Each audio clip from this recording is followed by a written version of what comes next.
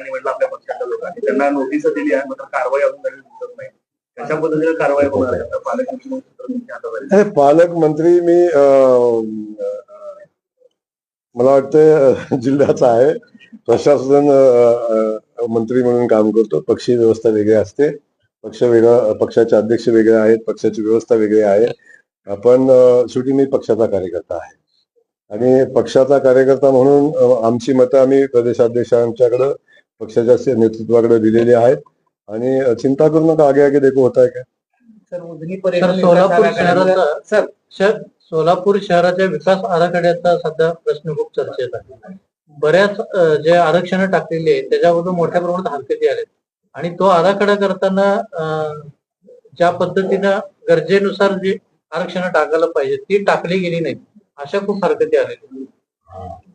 आता थोडस मला ते विषय समजून घ्यायला लागतील, समजून घेऊन आपण त्यावर.